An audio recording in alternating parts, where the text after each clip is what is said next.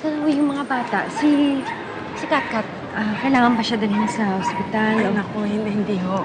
Okay naman ho si Katkat at yung mga bata. Andun na ho nagpapahinga. Sabi ko nga sa kanila hindi sila iiwan ng guardian angels nila. Mabuti naman at ligtas sila. Masaya ho kami. Sister, pasensya na ho Kami nga ho ang dapat magpasalamat sa inyo, Mr. De La Costa, Mrs. De La Costa. Dahil kung hindi kayo dumating kaagad, baka kung napano ng mga bata, lalong-lalo na si Katkat. Buti na lang kamo, hindi sumabog yung bus. Paano kung gano'n na nangyari? Anong gagawin namin? Kaya nga ho, nagpapasalamat kami sa inyo. Hindi ko talaga kami papayag na may mangyari yung sama kay Katkat. Dahil tinuring ko namin siya parang tunay na anak.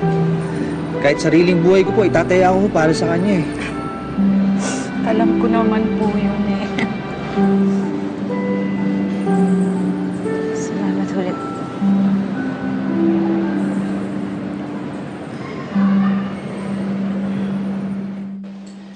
Evelyn, Agatha, good morning. Hi, Doc. Good morning. Agatha, hawak ko na pala yung result ng test mo.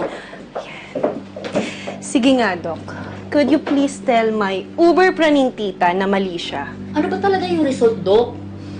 It's good news. You're pregnant. Congratulations. Congratulations! Magiging mami ka na? O ano, di ka ba masaya? Naku, kaya pala ang mga damit mo sumisikip kahit hindi ka naman nagkakakain. O ano, hindi ka ba excited? Oh my God, ako excited ako. Naku, magiging lola na ako. Pero okay lang, basta magkamukha kayo. Oh my God, oh my God, I'm so happy. Ano? Huwag na po kayong mag-alala. Pasensya na ho ulit kayo, sister, ha? At maraming salamat. Pakisabi na lang ho kay Katkat na mahal namin siya. Oo, hayaan mo at sasabihin ko sa kanya. Pero pasensya na rin po kayo. Wala akong magawa. Alam niyo naman, nakatali ang mga kamay ko. Kaya po namin yan.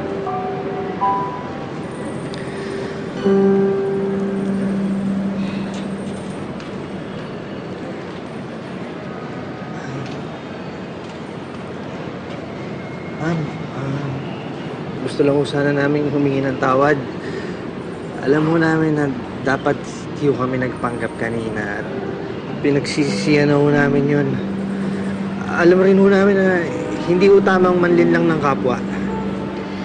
Pasensya ho talaga. Alam naman ho namin na nagkamali kami. Pero hindi naman ibig sabihin na masasama kaming tao. Kaya sana ho, mabigyan niyo ho kami ng ikalawang pagkakataon. Kaya na lang ho ang pag-asa namin para ma-approve ang adoption. Alam niyo, Mr. and Mrs. De La Costa, alam na alam ninyo yung consequences ng ginawa ninyo. Kasi di ba, tuwing punta ko sa inyo, paulit-ulit ako. Remind ako ng remind.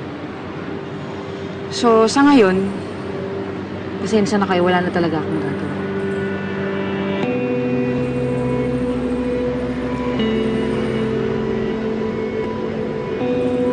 Sige po. Mauna na ho kami.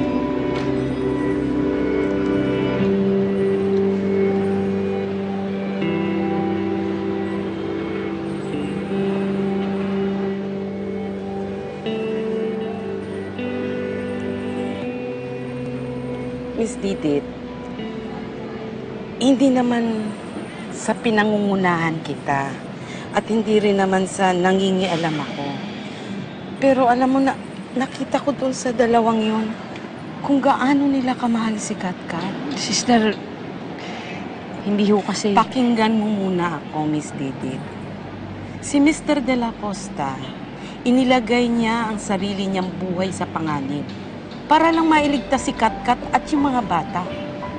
At nakita ko rin kay Mrs. De La Costa kung gaano siya mag-alala para sa kanya. Kung ako tatanungin mo, sa tingin ko, they're the perfect parents for Katkat. Sana makita mo rin yun.